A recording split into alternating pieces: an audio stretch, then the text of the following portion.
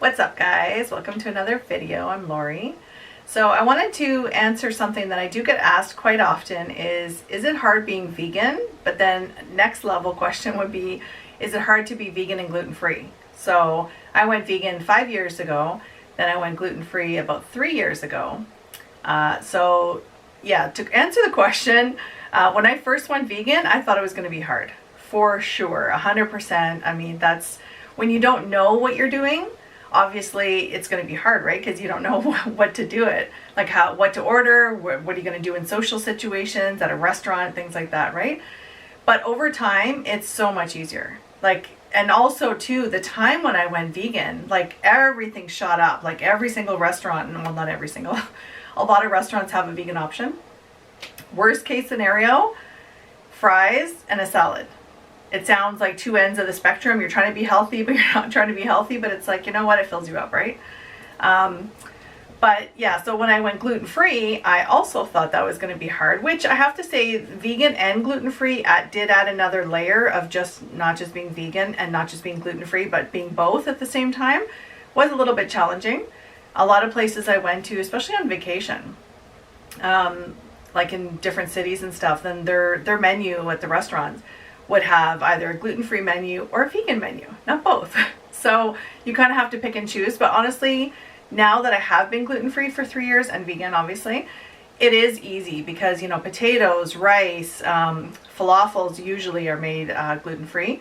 Salads, French fries, you know, sweet potatoes, lentils, a lot of soups don't have, well, if you know that it's vegan, you have to ask them, but like lentil soup, I mean, things like that. So it's actually, there is quite a bit you can have. The rice, I did catch me though. I've been going to this place and I was having the falafel and the rice, like, I don't know, a couple of years ago. And I didn't even think, it was just like white rice with like a little bit of seasoning on it. I thought they was just like oil, right? No, I found out it was butter. So it's like, you know, they do sneak dairy into some things, but honestly, I would have to say that shouldn't be a roadblock for you. Like, so going vegan obviously is for the animals, right? That's number one. I mean, yeah, it could be for your health, it could be for the planet, but realistically, going vegan is just cutting out animal products. So you could be eating French fries or you could be eating a salad, right? So either one, they're vegan. Well, double check, but most of the time it could be vegan, could be made vegan or veganized. But then the gluten-free, it does add a little bit layer, but I do find that I eat healthier when I went gluten-free. So I'll explain. So instead of, if I go to like a vegan restaurant and they have grilled cheese, you know, burgers, some kind of deep fried vegan meat, which it doesn't always contain gluten, but sometimes it is made with gluten. So I wouldn't choose that option. I'd probably choose like a Buddha bowl or something like that. So I kind of, by default, I kind of try to pick the healthier one just because there's no gluten. Sometimes you can get a gluten-free bun with your burger, which is good, but not always, right? And then at home, it's pretty easy. Like I said, you make quinoa, rice, potatoes, you know, beans, salad, vegetables, lots of side dishes. Like, well, they used to be known as side dishes. Now they're like the main dish. So I grew up, you know, having one meat, one carb, and one veggie. Well, now when I went vegan, it was like 2 or 3 veggies. And then I would have like lentil or some kind of higher protein type thing. Now I don't even worry about the protein, because when I first went vegan, it was like protein, no, make sure you have enough protein. Then I realized, okay, you know what? If you're getting enough calories, you're getting enough protein. No one's ever died of a protein deficiency while they're getting full calories, right? Every single fruit, vegetables, nuts, seeds, legumes, everything has some protein in it. So I'm not concerned about that anymore, but I was at the beginning because I just didn't know, right? But now, so I could have just a salad and I'm fine because I'm getting protein in the lettuce, in the carrots, in the celery. Everything has protein. So anyways, I just wanted to let you guys know, this is kind of like a sort of a follow-up to my last video, well, one of my videos about the thyroid. A lot of people were asking, like, you know, what kind of foods do I eat? So I probably will do like a what I eat in a day. I will have to say I'm not perfect. Obviously, I'm a work in progress. I'm still trying to like get down a little bit, you know, to my ideal weight. But I do feel like I have all the energy and no inflammation and a whole bunch of things. I'm going to do another video too about the benefits of going vegan, like acne. That was one thing.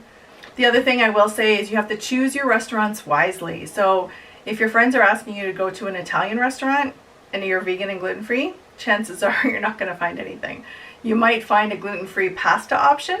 You might not find a vegan option that's like vegetables. So they might sneak in meat and stuff like that, or dairy in the sauce. So it's kind of tricky. So to me, the Italian restaurants is like a big X-nay for me. Also the breakfast, like brunches type restaurants, those are traditionally with like animal products or bread, right? So even when I went to Peru, you know, I had paid for the breakfast buffet the day after I arrived like late in the evening. So then the next day, instead of roaming around the city trying to find breakfast, I figured I'll just go to the buffet downstairs, right? So it was like $13, you know, I think it was American. That was kind of the transition of it because I'm in Canada. I went down there and they had no gluten-free bread. They had no fruit. Actually, no, they did have some fruit, but it was so limited. It was like a banana or like apples or something, like whoop-de-whoop, right? And then they had, of course, bacon and eggs and all the other stuff. And, you know, even the potatoes had something else in it. There was some kind of, it was made with butter. That's it. They fried it with butter. And I'm like, oh, you could just fry it with oil. So easy. But anyway, so then after that, it was fine. I went to the market and I got this ginormous papaya, super fresh, and it was like $1.69. So I was like, score. I ate the whole thing for breakfast, and I'm like, you know what? So if you know that you're going into like a situation like that, just stock up on foods that you can eat. So I don't know. To me, now that it's been a couple years, I don't think it's an issue really. So it's an easy breeze. So anyways, I hope you enjoyed this video. I hope you're not scared to go gluten-free if you are trying to be gluten-free or vegan or both. So it's actually totally doable. So I hope you enjoyed this video, and thanks so much for watching. And until next time, live your life with kindness for all living beings. Take care. Bye.